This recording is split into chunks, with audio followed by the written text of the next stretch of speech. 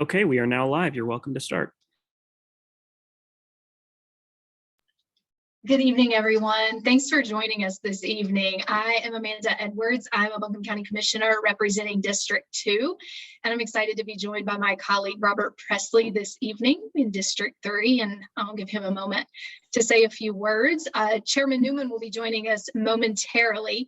In the meantime, I'm going to get us kicked off this evening.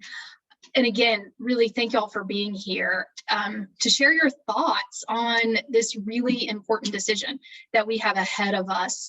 Unfortunately, this is a once-in-a-lifetime opportunity, I think, for Buncombe County and the commissioners to really transform our community through COVID recovery funds and support the members of our community who've been most impacted by COVID throughout the short term and the long term, and we're still learning the impacts of COVID-19 and the pandemic nearly on a daily basis. And with that said, we're starting to just slowly roll out the decisions we're making in terms of funding. We have already awarded approximately $11 million for small business grants to support county efforts on COVID recovery, early learning with Burner, as well as Homeward Bound. So we have a lot of decisions again ahead of us to make.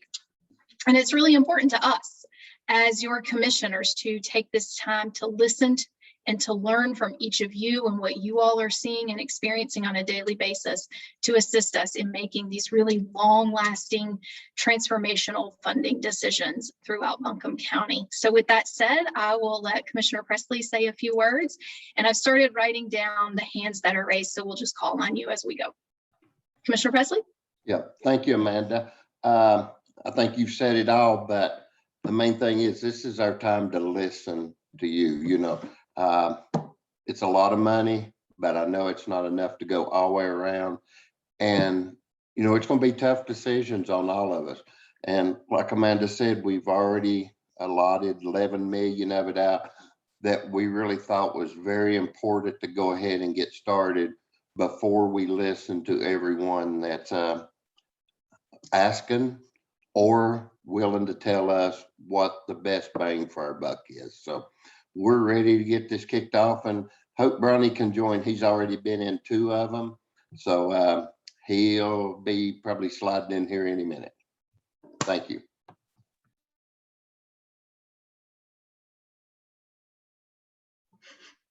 Thanks, Robert. I appreciate it. The first 3 speakers this evening, Rachel Sparks, Sarah Corley, and Chris Joyell. Rachel, the floor is yours. Thank you so much, Amanda and Robert. I'm Rachel Sparks, and I appreciate the opportunity to speak on behalf of the Asheville Museum of Science. I've been involved with the museum since 2018, and I now serve as the board president. And I really admire the causes that you've funded through the COVID relief funds so far. I'm really hoping that you'll see that AMIS, as we call it, is an organization that was disproportionately affected by the shutdown. In 2020, that actually marked the Asheville Museum of Science 60th anniversary, though it's had a few different names in its long history, but we could not celebrate it.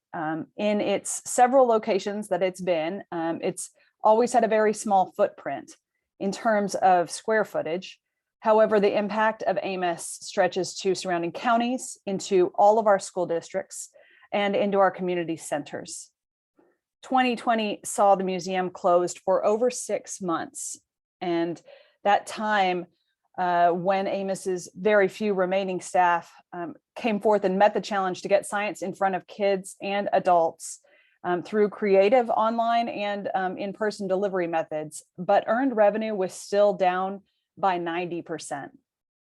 When we reopened in October of 2020, we could only allow in a few families at a time. And we certainly couldn't do any school visits, nor could the schools let us come into them. When we saw that 90% less revenue and fell behind tremendously on rent, we also tried to apply to the Shuttered Venues grant, but we are not actually eligible because we lack bolted down chairs, or in other words, a theater. So that doesn't apply to us. These ARPA grants are termed COVID relief funding, and that's what AMIS really needs if we're going to make it to our 70th anniversary. So I implore you to please give our grant fair consideration. And I thank you for your time tonight. Thanks, Rachel. Sarah Corley. Yes, thank you so much for this opportunity to speak with you tonight. My name is Sarah Corley, and I live in North Asheville and have lived in Buncombe County for almost 30 years. I'm a professional mediator and an attorney by training. I served as executive director of the Mediation Center for 4 years, and I'm currently on the board of the Mediation Center. I also served on the Family Visitation Program of the Mediation Center's Advisory Committee for many years, and am a former board president of Pisco Legal Services. I am here tonight to support the Mediation Center's proposal to maintain a continuum of services for victims of interpersonal violence through the Mediation Center's work and the work of Pisco Legal Services, Our Voice, and Helpmate. These partner agencies offer a continuum of services to victims of domestic violence, sexual violence, and child abuse. And all of these services are critical for breaking the cycle of generational violence. Specifically, the Family Visitation Program of the Mediation Center offers safe exchange services and supervised visitation to protect children and non-offending spouses in cases of domestic violence and child sexual abuse. These services are often court-ordered. These victims have been disproportionately impacted by the stress and isolation of COVID-19 and need more support now than ever. I am aware from my own practice of the increase in demand for services in family mediation and the stress that has come about through the COVID-19 quarantine situation. So, and I'm also aware that the Mediation Center's Family Visitation Program has experienced a high increase in demand for services due in part to the stress from the pandemic. So I would just encourage you and ask you to please consider the collaborative request from the Mediation Center, Pisco Legal Services, Our Voice, and Helpmate. Thank you very much. Thank you, Sarah. Chris. Thank you. Hello, my name is Chris Joyell. I'm the Director of Healthy Communities Program for Mountain True and an ex officio member of the Asheville Greenway Committee. On behalf of Mountain True, I'm speaking in support of Buncombe County's application to fund the Bent Creek Greenway. Mountain True has the strategic goal of increasing mobility options at the local and regional level that make communities more affordable and connected while protecting our natural resources. The proposed Bent Creek Greenway would provide Asheville with a new multimodal connection to recreational resources like the North Carolina Arboretum, Lake Julian Park, and the Blue Ridge Parkway. In addition, the Bent Creek Greenway could provide an alternate commuting route to the potential employment and training center identified in the Ranger project. For these reasons, Mountain True supports the county's proposal to fund the Bent Creek Greenway. And thank you for your consideration and for this opportunity to speak with you. Thank you, Chris. Our next three will be Sharon Knight, Todd Lester, and Dr. Cummings. Sharon, it's yours. Hi, my name is Sharon Knight. I'm an Asheville resident, and I want to thank you for your time tonight. What I would like the commissioners to do is to consider doing something really big with this one-time amount of funding. The water and sewer infrastructure is listed as one of the things that this money can be used for. And I would like for you to look at the Candler area out there on 1923. It needs serious upgrade to the sewer system. There are failing septic tanks, and these are contaminating the creek, which is a serious risk to human health. And also to work on what's causing the flooding in that area. Make Candler grow. If you make Candler grow, that will bring in tax dollars every year. This is something that would be a benefit for long term. as well as I've heard several people mention the same thing about Swannanoa, and I agree. Building up Candler and Swannanoa could bring in additional tax dollars. You already have 4-lane highways there. It's perfect for the growth. Like I said, I would like for you to look to the future by using this money for growth, which will provide tax dollars for the future and hopefully prevent our taxes, our Buncombe County taxes, from going up again. And this is something that I think is important. It's not just putting a Band-Aid on something. It's something that will help us for, a lot of generations. The other thing I would like for you to consider is the increase in police funding. I know that our officers do a great job, but they need help. They need additional funding. We have a lot of crime going on, a lot of theft that is not, that they just can't get to.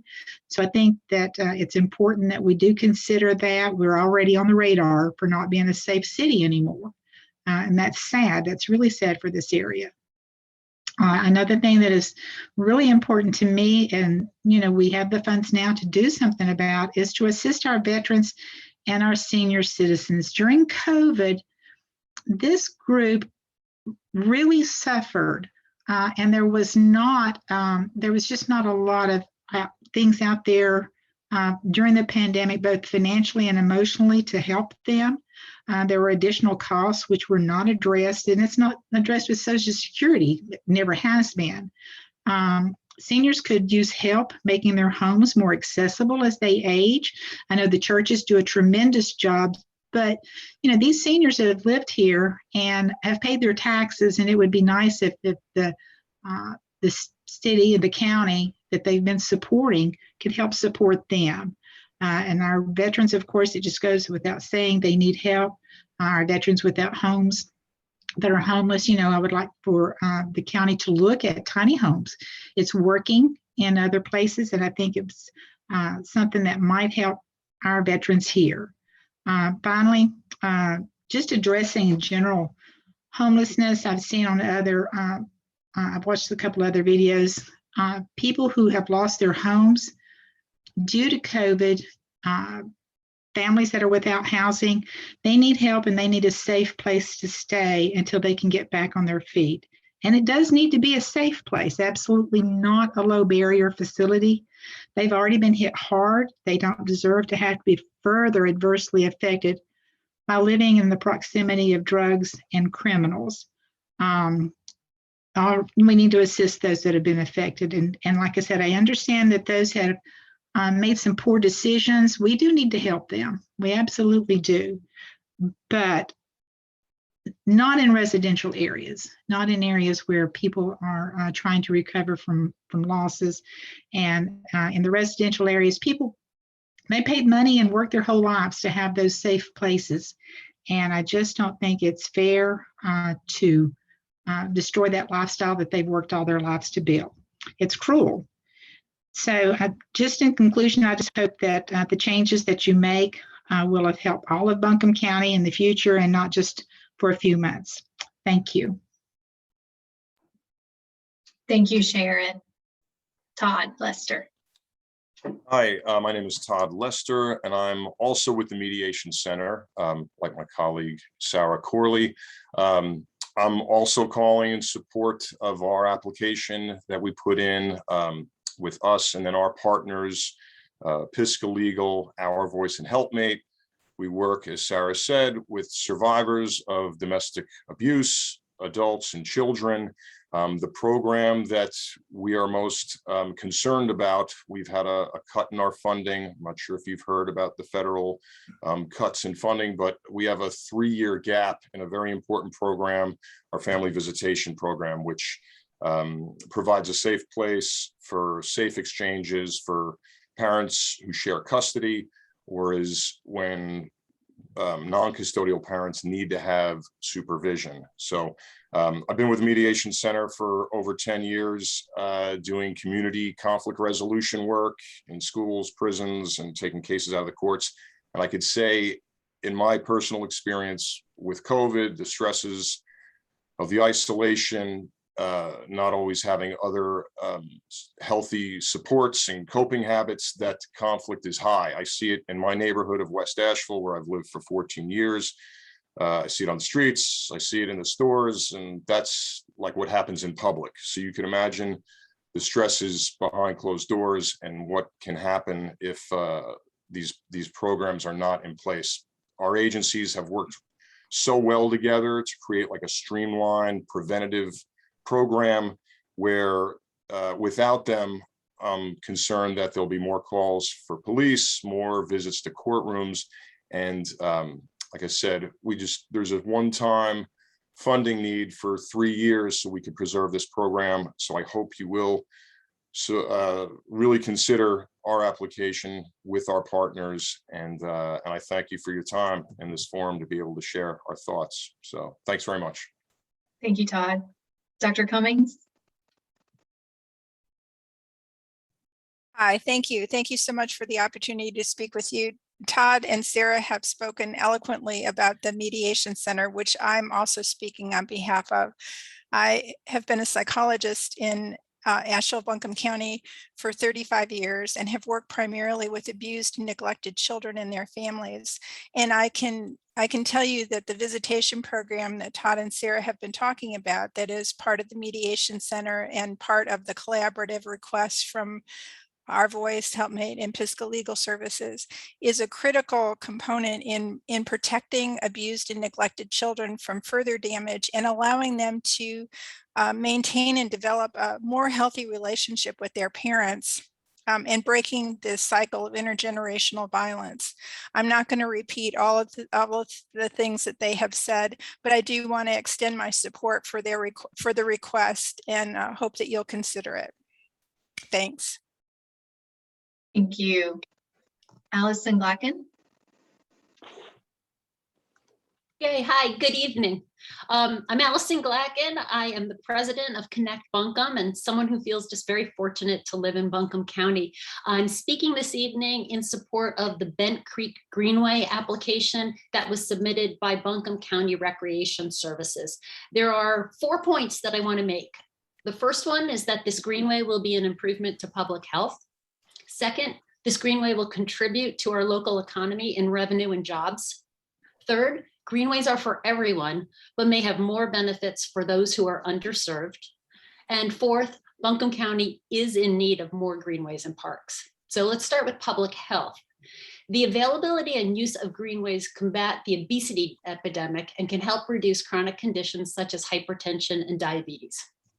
There is also the benefit of improved mental health associated with greenways. One recent study by UNC concluded that increased greenway density significantly decreases the risk of sudden unexpected death. And a major factor was that the community connection offered by greenways helps to combat isolation. Another aspect of health is safety.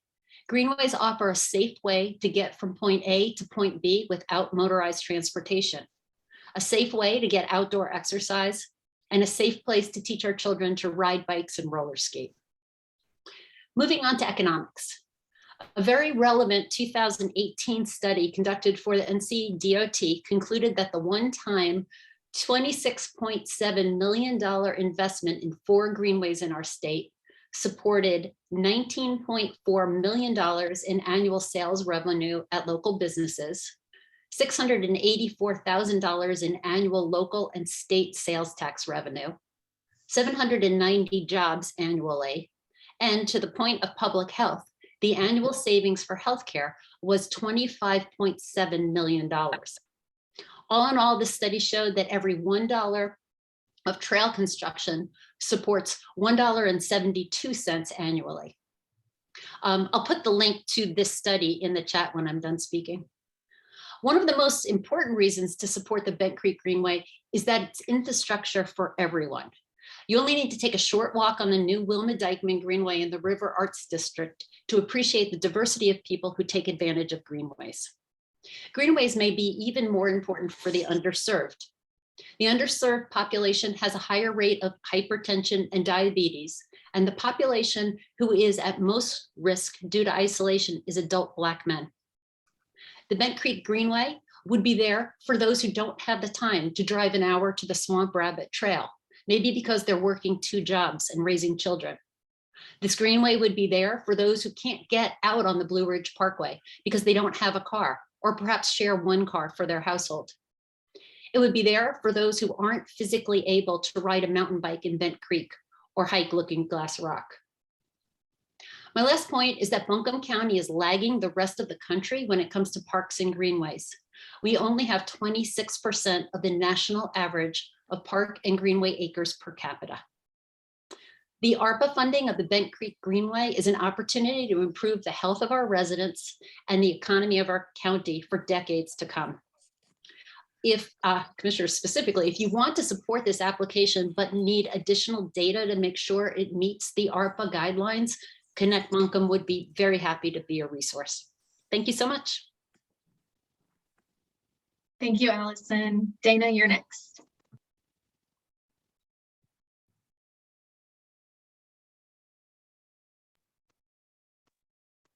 You're muted, Dana.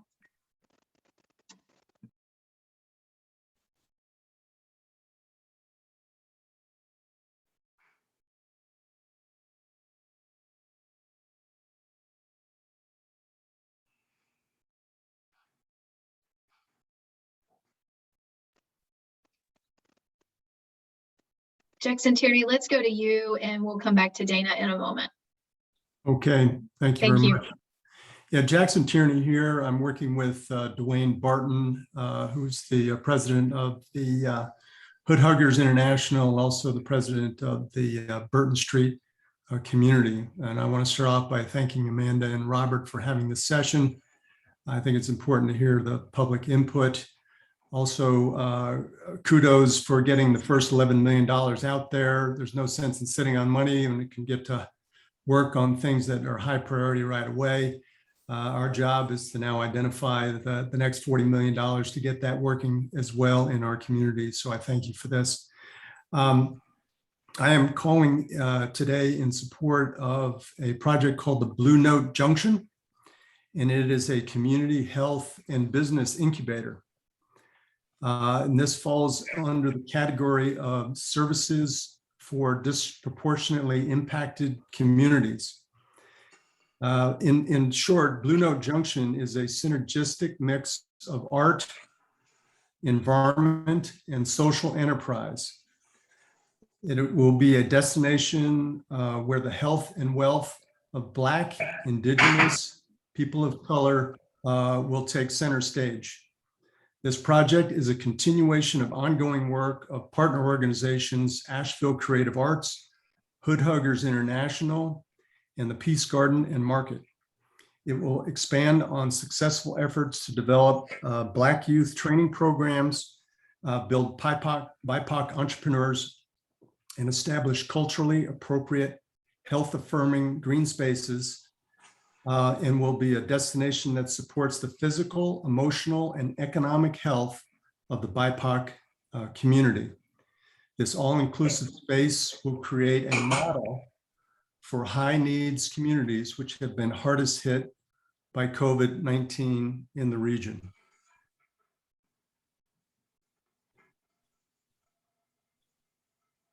A recent Citizen Times article titled "Asheville Gentrification, the Result of a Divisive Past" echoed the well-researched evidence that Jim Crow era segregation, the war on drugs, and construction of the I-240 highway have had a significant negative impact on the African American population.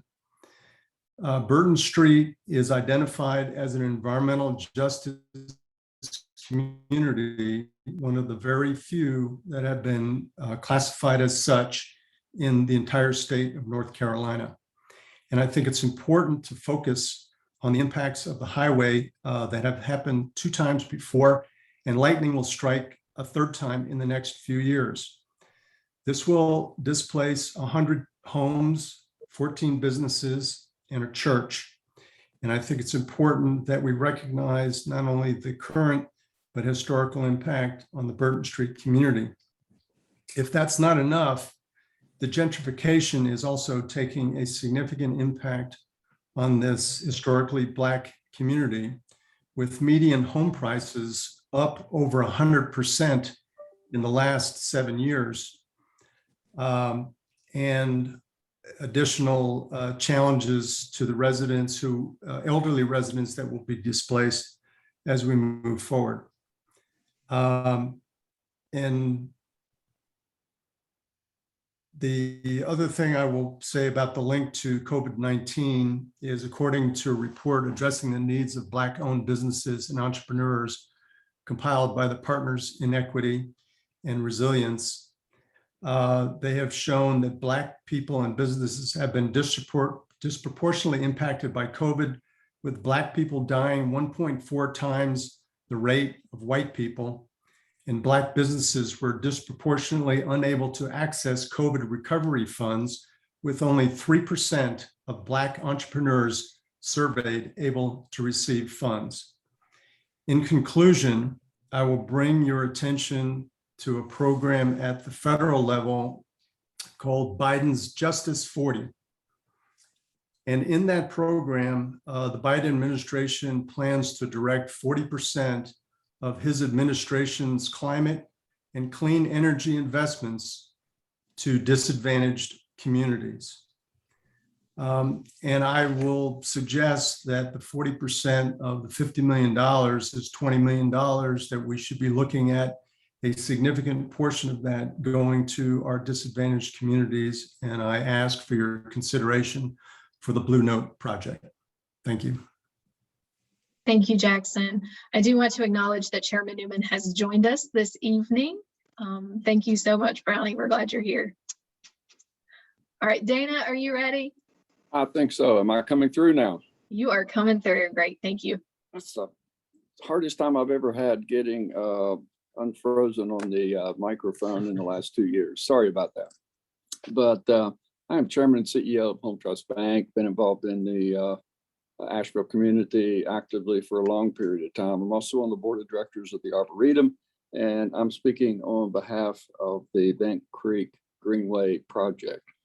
And just a few minutes ago, Allison gave an awful lot of facts and figures, which I will not repeat because she did such an eloquent job of laying all those out just a few minutes ago. But I certainly support all of the points that she made. Also wanted to mention that the 160 some acres, the Ferris Road property, and the proposals on developing that property are leaning towards 1,000 households being located there. And this Bent Creek Greenway goes right through the middle of that property. So when you think of 1,000 households just from that one development being connected to that greenway, in addition to, well, just things like the Arboretum, the Parkway, the new bridge coming across French Broad River, all the employees that are going to be working with Pratt and Whitney and all the other new development projects that come to that piece of property, the impact for decades and decades to come is going to be extremely significant. And there's been so many health issues talked about here tonight. And it's amazing just listening to the presentations of the good work people are doing in Buncombe County is inspiring. But the health impact of greenways, especially as Allison pointed out, can also speak to some of those issues where mental health, physical health can be improved. So just really want to, I had one other comment here. I think dollar for dollar, the impact on the largest cross section of our citizens is truly amazing in this greenway opportunity. And it'll be a tremendous amenity to the entire corridor over in Bent Creek, but also impact everybody in Buncombe County and surrounding counties. So just want to put all the support and encouragement I can around the funding of the Bent Creek Greenway. Thank you all, commissioners, for one, creating a master plan for greenways.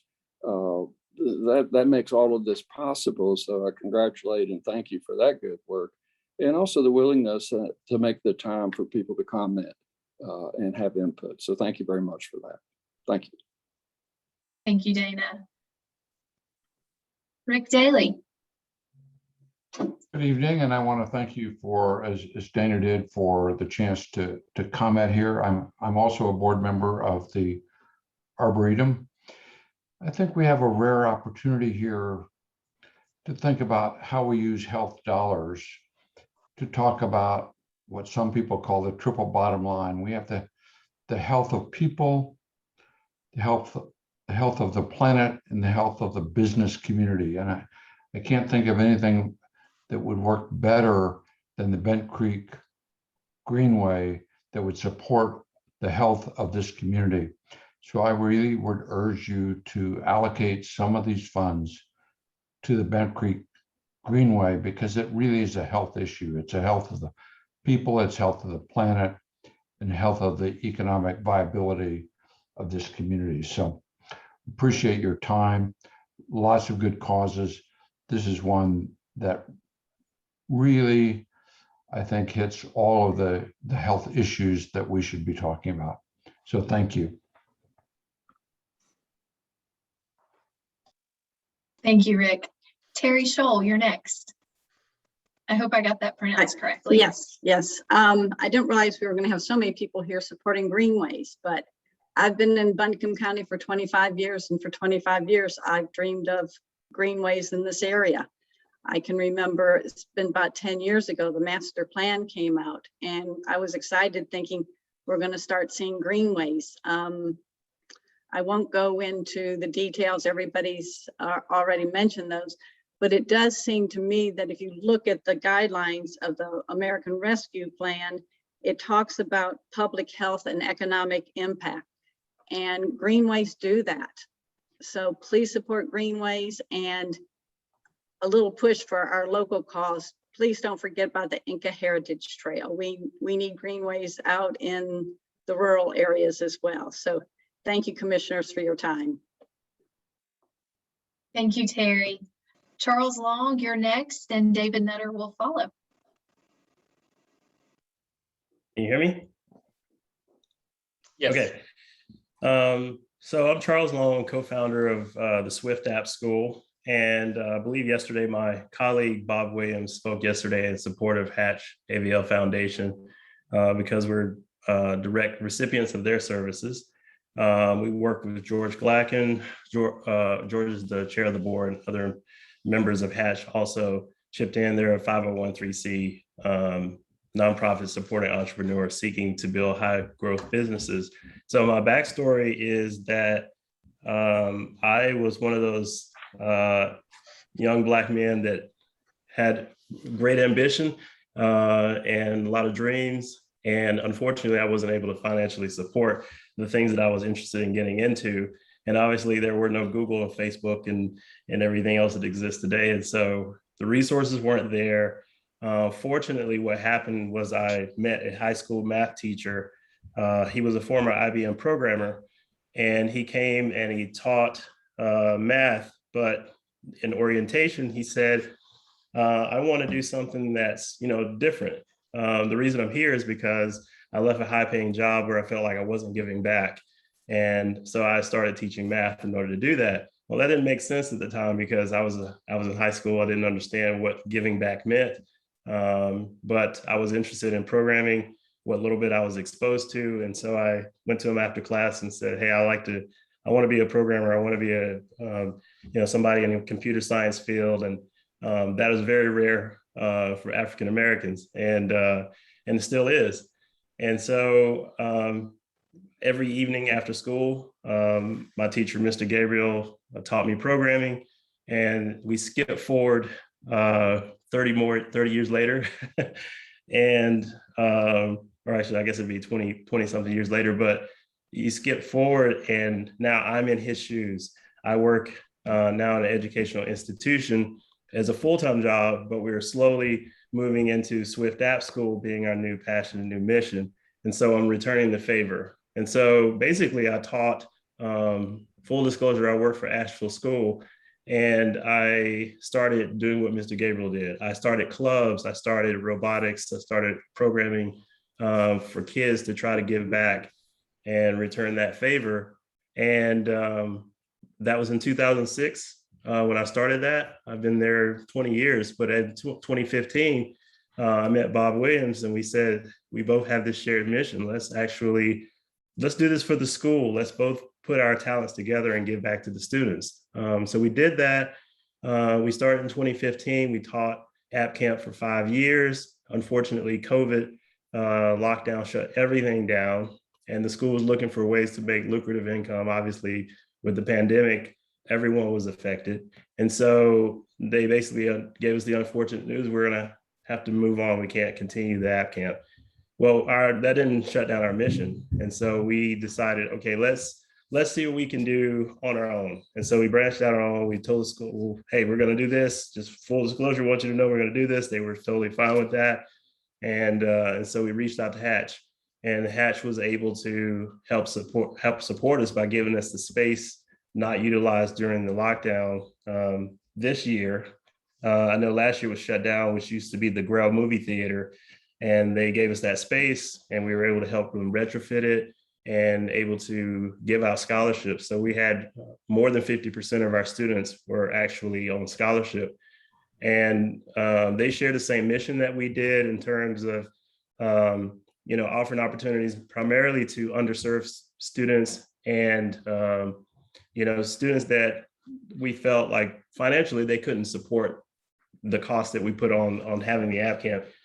So thankfully there was a space. We reached out to other nonprofits who helped us purchase laptops. And so this past summer, we hosted the camp.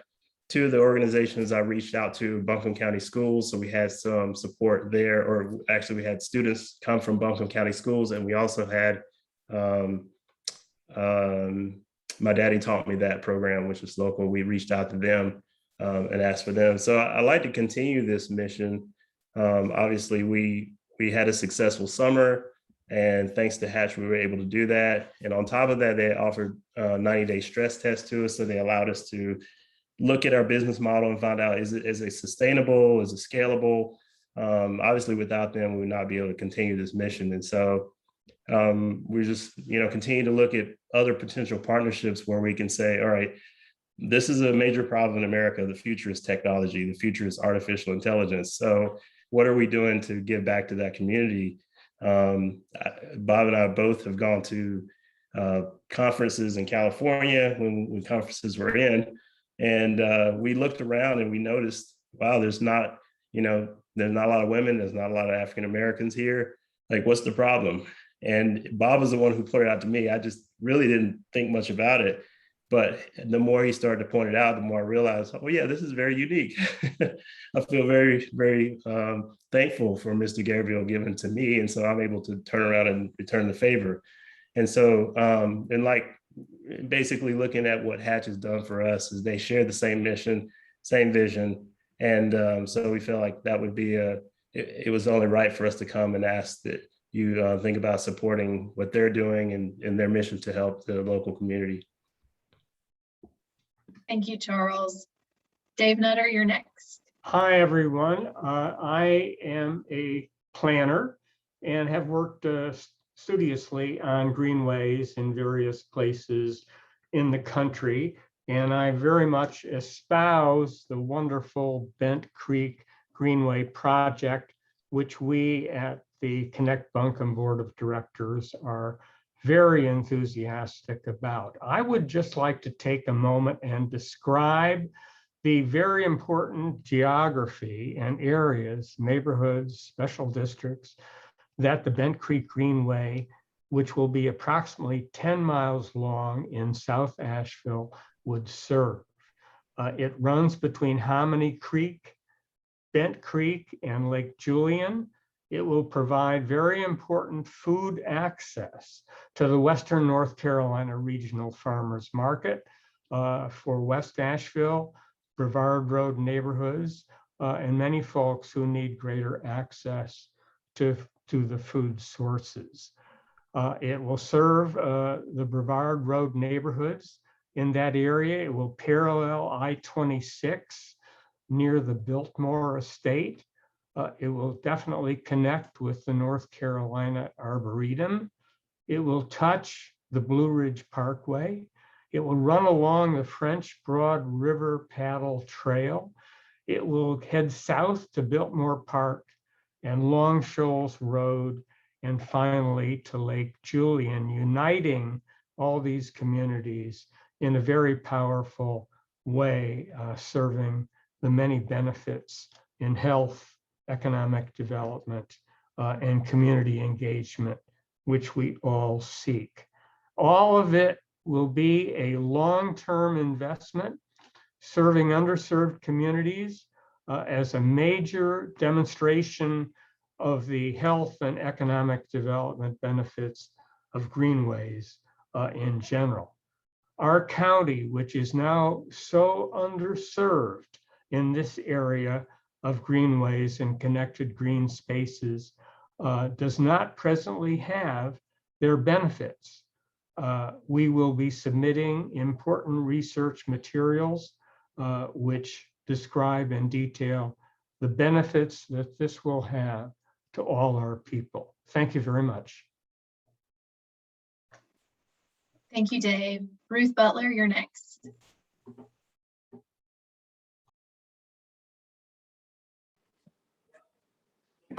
Hi, thank you so much for the opportunity to speak today. I am representing Mountain Care Adult Day Services, which has been providing services in Buncombe County for 35 years as of July of this year. We serve mainly folks who have cognitive impairment, and I've worked for Mountain Care for over 22 years now. So I'm speaking in support of the application that we made to help us retain and attract direct care staff. Our program was just starting on January 1st of 2020, our first year as a standalone nonprofit, and COVID hit. So we had to shutter our services mid-March and stay closed until July, and reopened at a much less capacity, and then also had to close again as numbers started to go up in December, reopened again in March of 2020. So we've lost a total of about 6 months of revenue. So that's after incurring all the startup costs of a standalone nonprofit. Adult Day Services keeps people living in the community instead of being institutionalized, which saves tax dollars. We also allow caregivers to work if they need to, which also keeps them in the tax base and helps them support themselves. Or if they are into the retirement years, allows them to care for themselves properly. We also have a long track record of keeping older adults out of the hospital if they participate in adult day services. They're less likely to need a hospital visit because they're receiving nutrition support, medication management, all those types of things that they need. But if they do have a needed hospital stay, they are much less likely to be readmitted in the first 30 days after discharge from the hospital. The national average is 7% for this population. We have a track record of less than 1%. So it's pretty strong cost saving measures and just better quality of life for everyone. I'd also like to just advocate also for other aging services in Buncombe County. Over 70,000 residents of Buncombe County are over the age of 65, so that's about a third of the population. This population has been hit, probably, they're one of the hardest hit by COVID from the isolation, lack of access to services. There's a study out 2015, I think it was, that isolation is equivalent to smoking 15 cigarettes a day, that it's that bad for people's health. So we're seeing more need, and with decreased capacity right now because of COVID mitigation, that it's just, the need is there, and it's only going to grow. As I'm 64, I will be in that 70,000 next year. So it is a growing population. So I hope that you will think seriously about our application and then other older aging programs. Also, the Buncombe County Active Aging Center would be a great thing to have, a coordinated, centralized area for one-stop shopping for older adults. So thank you so much. Thank you, Ruth. Rebecca Reeve, you're up next. Thank you. Actually, I'd like to piggyback on what Ruth said, because everything I'm going to say about the Blue Ridge Parkway Foundation's Kids in Parks program also applies to my demographic. I'm going to be 70 shortly. That the trails that are vetted to be good and safe places to go are greenways, make excellent places for grandparents to take children as well, and to take a stroll yourself. So if you haven't checked out their website, you can find a place nearby, including the Arboretum. I'm here as a volunteer member of the Board of Trustees for the Blue Ridge Parkway Foundation, but also with 10 years of experience with the Kids in Parks program. I arrived in Asheville in 2011 to become the Director of Evaluation and Learning at the new Center for Health and Wellness at UNC Asheville. And my first project was to look at the 3 trails on the ground, 2 of which were in Buncombe County, and talk about whether or not these were ways to attract families and children and others to existing trails. So a key point here is not asking to build anything, but everyone who's been advocating for greenways and green space, this would be a way to connect families and children, or grandparents and children, to go and find those places, seek them out. From that original study that we did, sitting at the Arboretum and sitting at the Visitor Center and another place, I think it's in near Brevard, we actually watched people interact with the materials that the Parkway Foundation had put together, watched how children looked at the brochures, talked to their family, whether or not they took a walk. From that beginning until now, the Kids in Parks program has continued to really pay attention to what are the best practices and what are we learning. They have had a feedback loop from parents and kids from the beginning, and take that to heart and modify the program. Particularly, I'm interested too in saying my previous position was as a senior advisor for school health to the state public health director. So they've always paid attention to emotional learning, physical health, and cognitive health.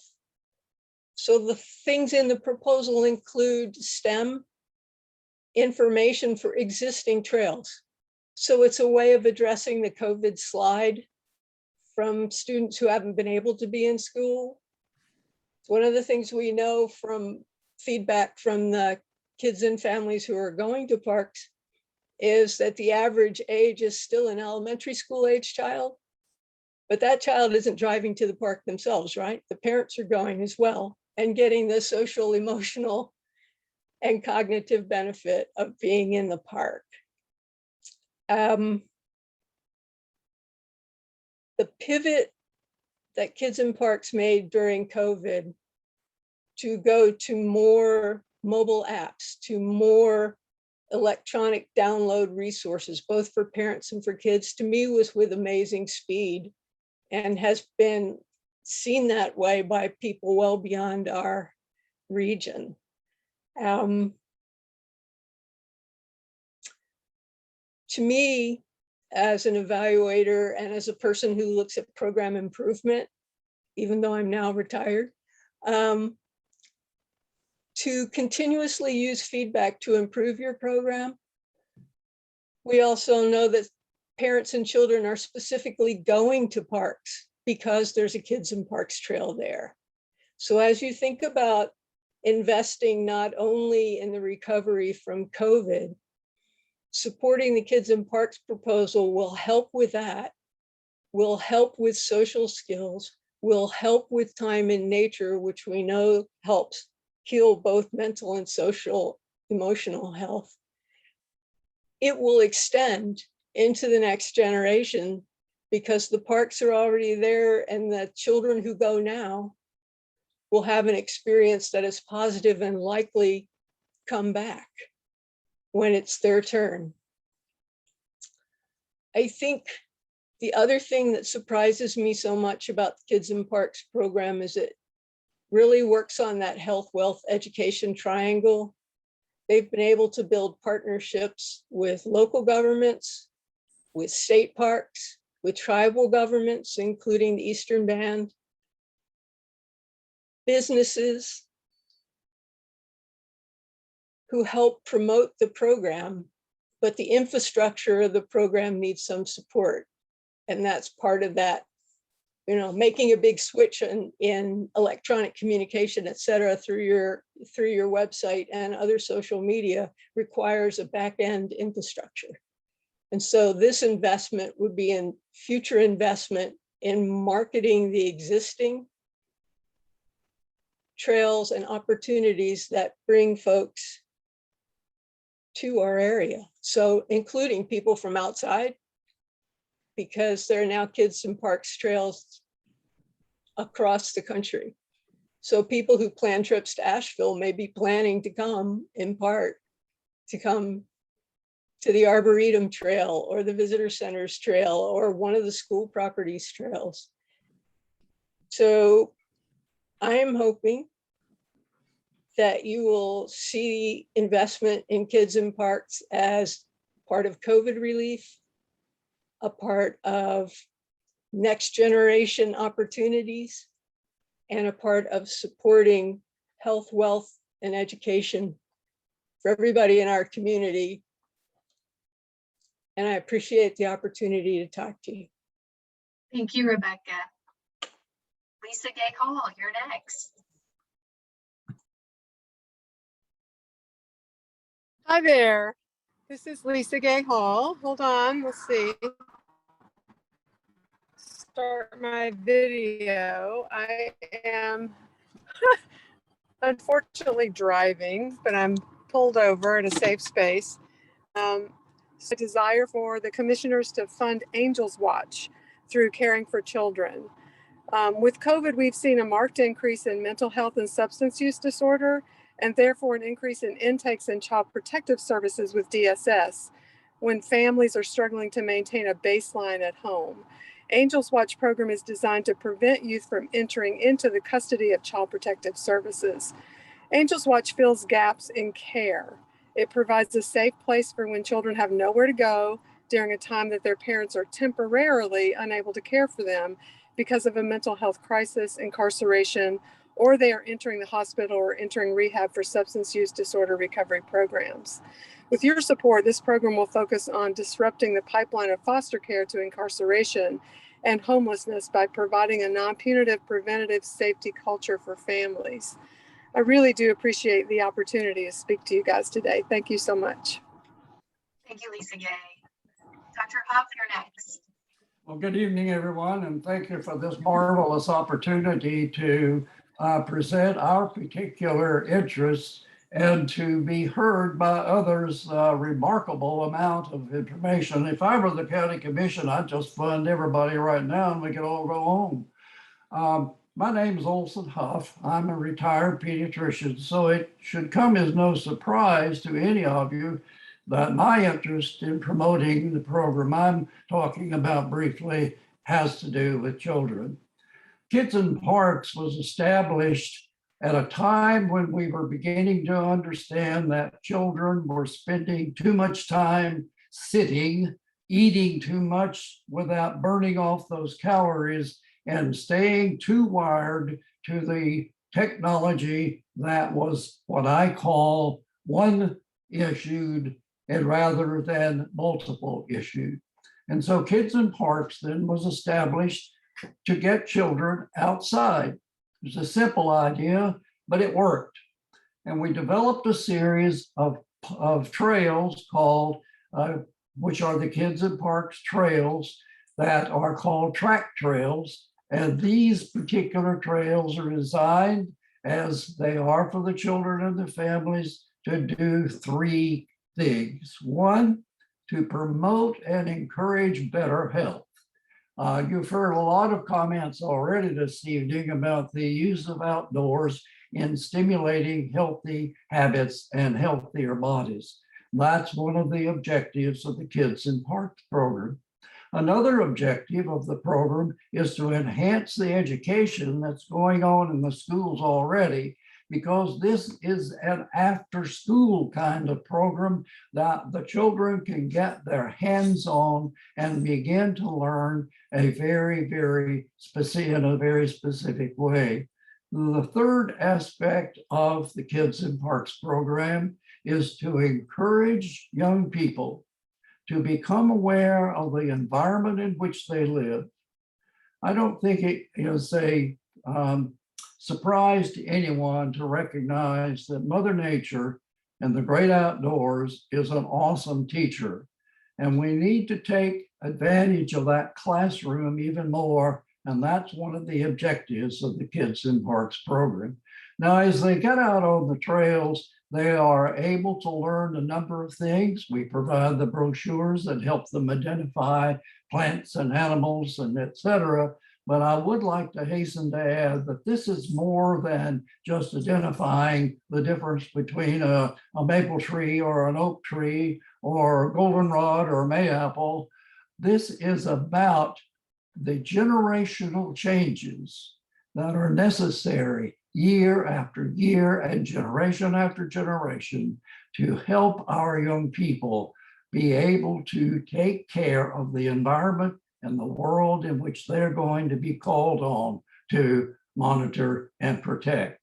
And so I think that for not a great deal of investment, we can enhance the trails, we can add to more of them, we can encourage more children and families to get outside and to do what so much of this nature and this environment in which we live around Western North Carolina is, to enjoy that awesome teacher that's waiting there for us all. So please do what you can to continue to support this program. Thanks for listening to me. Thank you, Dr. Huff.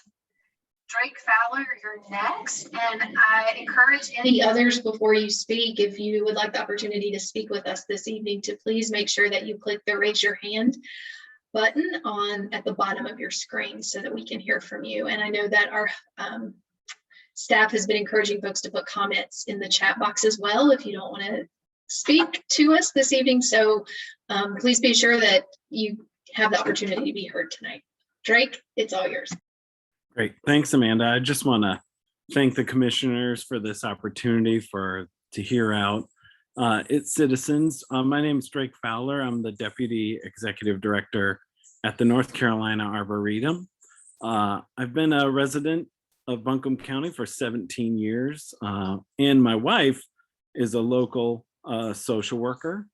And I think the commissioners are going to have a big job ahead of them, but I believe that they're going to find a balance of investing in these really great social programs that we've heard about today, and also long-term infrastructure. And so I am here to advocate and put my support behind the Bent Creek Greenway.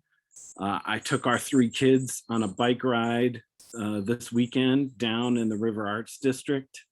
And can you imagine a day that we could ride from the River Arts District all the way to the Arboretum? I think that's a pretty amazing vision. And some people don't know this, but also if you arrive to the Arboretum and you are a pedestrian or a bike, it's free to enter. And we have some great trails. And I just think this connection could be something that many generations are going to use in our county, and create that really important connection that it's tricky in our area with all the topography, and the folks that have worked on the Buncombe County Greenway plan really have done a great job. It's not easy to make greenways that are easy for people to move about our area. And I think this is a huge opportunity. And I'd also like to point out that beyond the Arboretum, we are a connection to another 6,000 acres of the Bent Creek watershed that is federal land and has some fantastic mountain bike trails, and many people use that space. We've found through COVID that many people have come to the Arboretum to find a place of normalcy, to reconnect with nature. And I just think this is just an amazing opportunity for our community. And again, I just want to thank the commissioners for creating this forum and hearing out its citizens. And I appreciate all that you all do. And thank you and have a good evening. Thank you, Drake. Do we have any others who want the opportunity to speak tonight?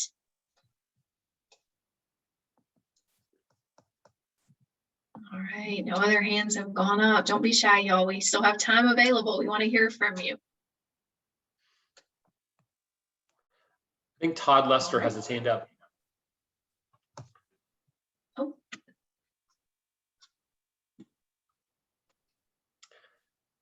Todd, would you like to speak? Todd? I'm sorry, I'm ready, thanks. Okay. Okay.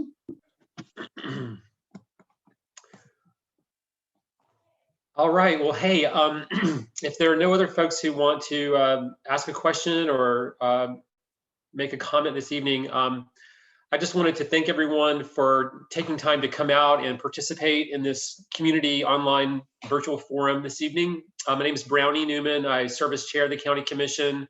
I want to apologize for arriving late to the beginning of the meeting. I was stuck in, there was some sort of traffic jam on the Jeff Bowen Bridge, which I'm sure all of us have had the pleasure of sitting through some of those. So I had that pleasure this evening. So I apologize for being delayed in getting home. And but want to thank everyone for taking time to be part of this. It looks like we had 50 to 60 different folks join us this evening. And I was able to participate in the two other similar virtual forums we had earlier this week and last week as well. And they were also well attended. And I think it shows the strong interest the community has in making sure that this unique opportunity that we have to invest these resources that are coming to our community is done in a way that's really thoughtful, really strategic. There are lots of great ideas that have come forward from the community, as well as some great project ideas that have been generated internally by some of the county departments. So I think all the commissioners are interested in investing these funds in a way that will have a really lasting impact on the community. So listening to the community really helps us in doing that. I know I learned, just like I did in the other two forums, you learn a lot from hearing folks talk about the different proposals and why they think they're really compelling. So thank you for doing that. And the folks who are participating tonight, I know a lot of you are very involved actively in many of these different projects. So thank you for your service to the community. And I want to thank Commissioners Edwards and Presley for being here tonight too. And we look forward to hearing from you all going forward as we make these important decisions on these investments of public funds. So thank you for being here tonight. And I hope everyone has a chance to get out and enjoy this beautiful early fall weather that we're lucky to have right now. So I think with that, we will adjourn. So everyone have a great evening, okay? Take care.